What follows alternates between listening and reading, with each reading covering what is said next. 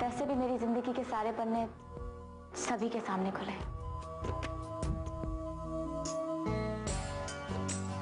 और मुझे इस बात का अफसोस भी नहीं है। और फिर तो आप प्रोफेसर होने के साथ साथ मेरे हितैषी भी हैं।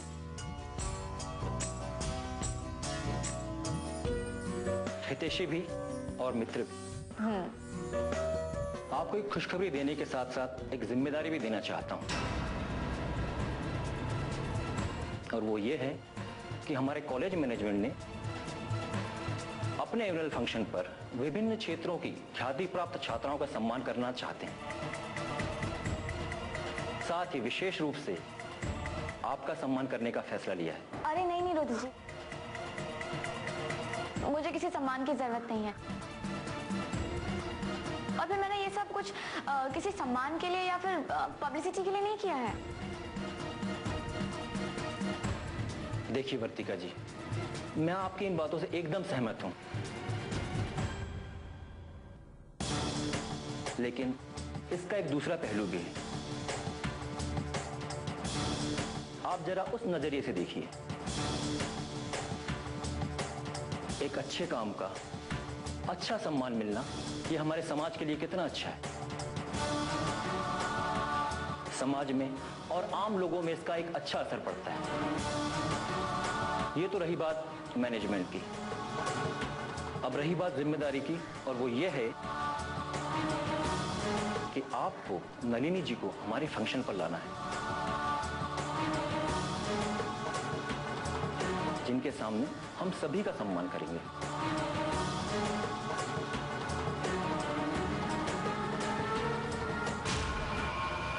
अरे जिज्जी, वो लड़की तो अपना सम्मान पे सम्मान कराए जा रही है, और हमारे परिवार के सम्मान पे उसने एक जोरदार थप्पड़ रसीद कर दिया। थप्पड़? किसे मारा उसने थप्पड़? अरे जिज्जी, और किसे? हमारे प्रिय भांजे राकेश को। अरे निर्भय, ये तुम क्या कह रहे हो? आखिर वो लड़की ऐसा क्यों करेगी? वो हमारी पल्लवी बेटी की इतनी अच्छी दोस्त ही नहीं, बल्कि दोनों बहनें जैसी है। एक दूसरे का कितना ख्याल रखती है। अरे जिज्जी, ये सीता गीता की स्टोरी बहुत पुरानी हो गई। सच्चाई तो ये है कि उस लड़की ने हमारे प्रिय भांजे को एक जोरदार थप्पड़ रसीद किया, वो भी बिना किसी गलती के।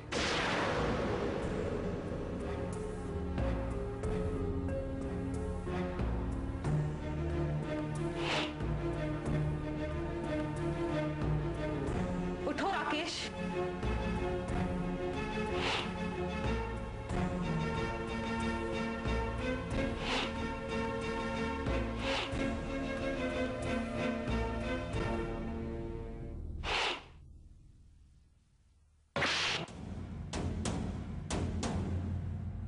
जी समझ रही हो ना, तुम्हारी प्रिय इकलौती औलाद को।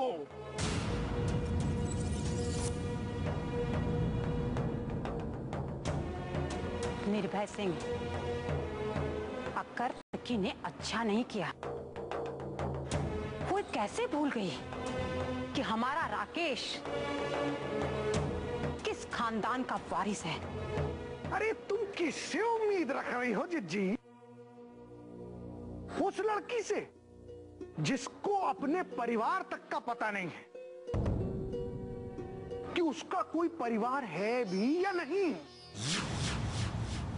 और दुख तो इस बात का है कि प्रिय भांजे उसको दिलो जान से चाहते हैं। उसके बावजूद उस लड़की ने उनके साथ ये हरकत की। ये तुम क्या कह रहे हो निर्भय? राकेश उस लड़की को चाहता है? चाहते हैं, इतना चाहते हैं कि मजनू ने लैला को क्या चाहा होगा। निर्भय,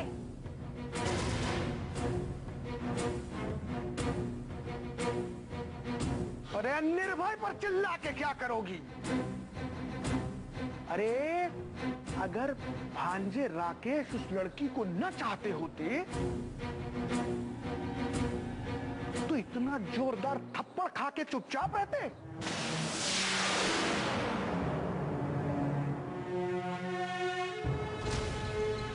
अभी तो मसाला पूरा नहीं पड़ा जीजी। जब सारे मसाले पड़ेंगे तो तुम्हारी आंखों से शोले भड़कने लगेंगे। पर बस मैं तो यही चाहता हूं।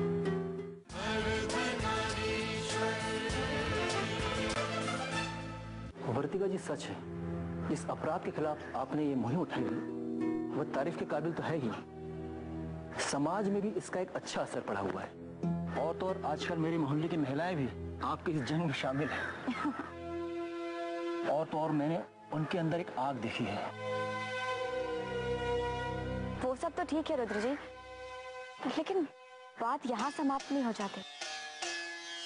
ऐसी दुर्घटनाओं से गुजरने वाली लड़कियों को समाज द्वारा स्वीकारा भी तो जाना चाहिए, वरना निश्चिंत ही उनका भविष्य अंधेरों में चला जाएगा। हमारी वर्तिका मैडम की पहल से देख लेना, लोगों की सोच बदल के रहेगी। क्यों, मैं सही कह रही हूँ ना रुद्र सर? एकदम ठीक कहा आपने। अब देखिए ना, वर्तिका मैडम की इन उपलब्धियों से आप सभी में कितना जोश है। और कहीं वो अपराधी आप सबके सामने आ गया तो हम उन दरिंदों का ऐसा हाल करेंगे कि वो फिर कभी किसी और मर्दों के खिलाफ दुराचार के बारे में सोच भी नहीं सकेंगे।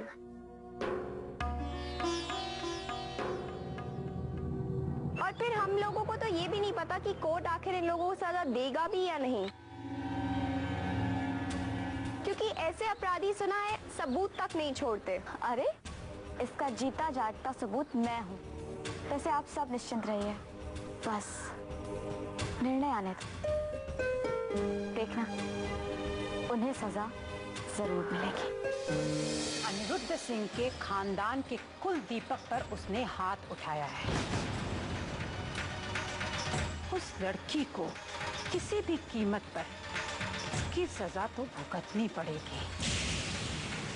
और जहां तक राकेश का सवाल है, उसके सिर पे से प्यार का रंग उतारने में मुझे जरा भी वक्त नहीं लगेगा। मैं तो जरा भी नहीं समझ सकी थी कि वो आजकल इतना उदास गुमसुम सा क्यों रहने लगा है। अरे कैसी बात कर रही हो जीजी? अरे वो तो बेचारा बहुत नादान है और इस उम्र में प्यार व्यार तो हो ही जाता है।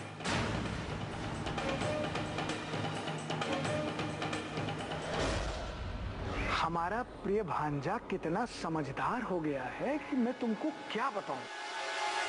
हाँ, जहां तक उसके गुमसुम रहने का सवाल है ना जीजी, तो वो तो पल्लवी बिटिया के लिए परेशान है, क्योंकि उस लड़की वर्तिका ने पल्लवी बिटिया को भी बुरा भला कह के घर से दफा कर दिया।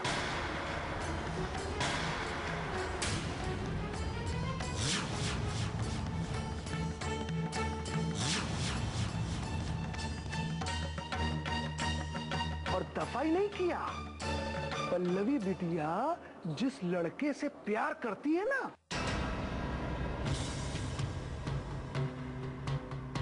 वो लड़की वर्तिका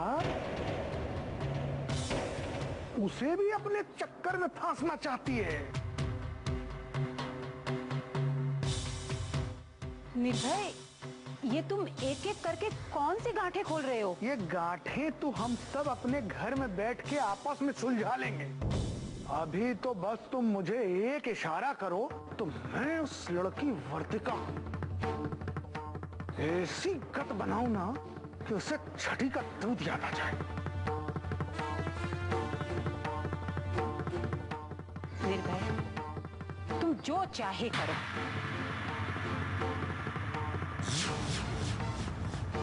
तुम किसी बात के लिए बंधे नहीं हो। जो चाहे करो, लेकिन ख्याल रहे मेरा नाम बीच में नहीं आना चाहिए।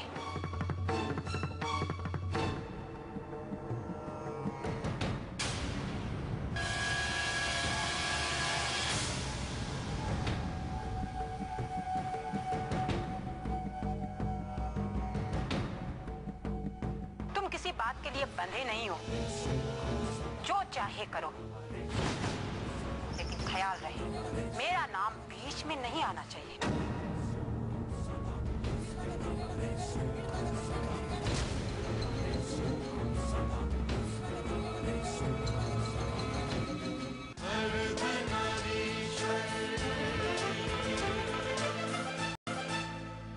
मैम, नलिनी मैम कैसी है? आई मीन काफी सख्त है क्या?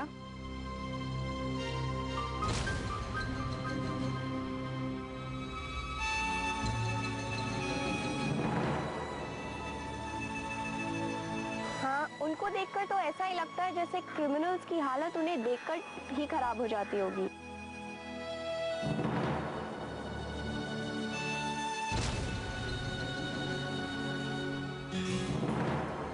हाँ, बहुत ही ईमानदार और स्ट्रिक्ट ऑफिसर है वो, लेकिन अंदर से उतनी ही कोमल, हर आम स्त्री की तरह बिल्कुल नम्र।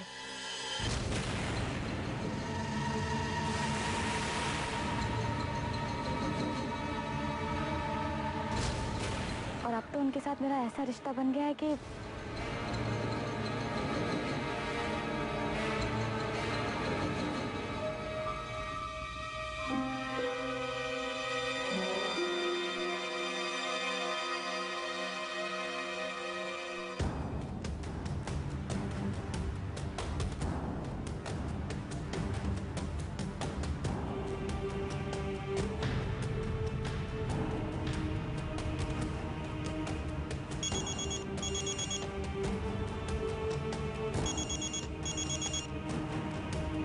हेलो,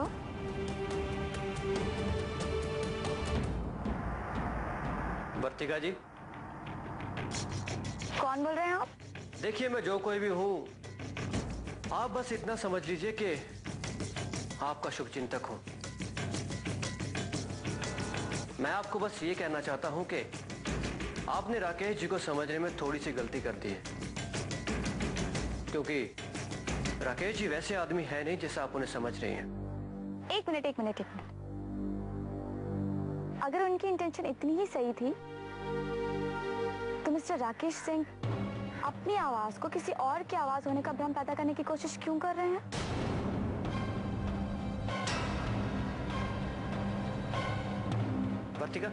वर्तिका प्लीज मेरी बात को समझने की कोशिश करो। प्लीज, आज फोन किया तो किया, आगे से फोन करने की कोशिश मत करना। और मेरी समझ में तो ये नहीं आ रहा है कि आखिर इतनी जल्दी तो वो थप्पड़ भूल कैसे गए?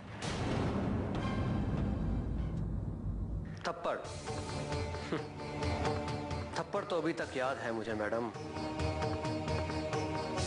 लेकिन इसके बावजूद भी मैं आपका साथ देना चाहता हूं, क्योंकि मुझे इस बात का थोड़ा थोड़ा आभास तो है कि जिन लोगों को आपने पकड़वाया है ना, तो आपको और आपकी उस लड़की को आसानी से कोर्ट तक तो पहुंचने नहीं देंगे।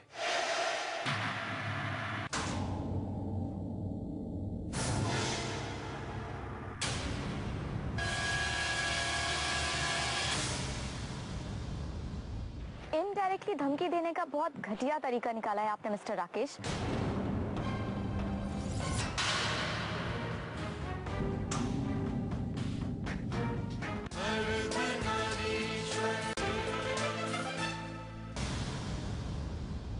इनडायरेक्टली धमकी देने का बहुत घटिया तरीका निकाला है आपने मिस्टर राकेश।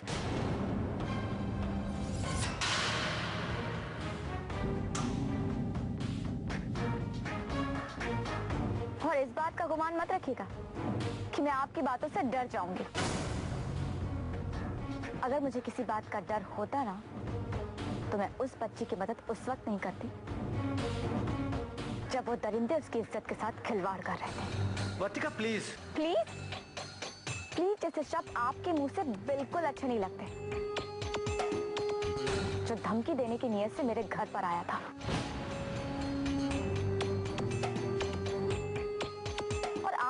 को जो करना है वो कर ले। मैं किसी से बिल्कुल नहीं डरती, और अगर आज के बाद फोन करने की कोशिश की तो वो आपके हित के लिए बिल्कुल अच्छा नहीं होगा। और एक बात ध्यान रखिएगा, मैं और मधु कोर्ट जरूर जाएंगे। जिसे जो करना है कर ले।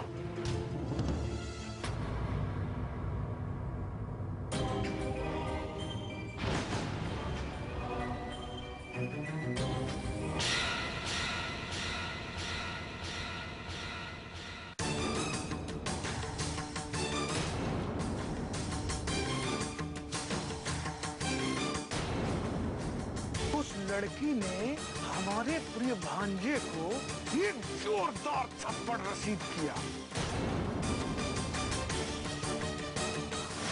वो भी बिना किसी गलती के।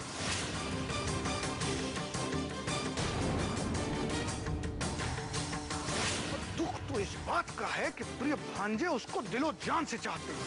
उस लड़की वर्तिका ने पल्लवी बिटिया को भी बुरा भला कह के घर से दफा कर दिया।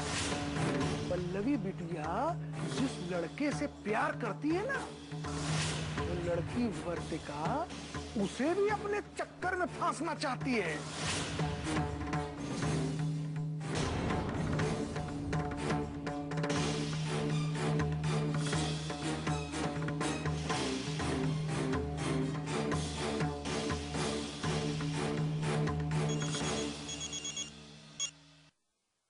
हेलो हेलो पल्लवी, कैसी है बेटा?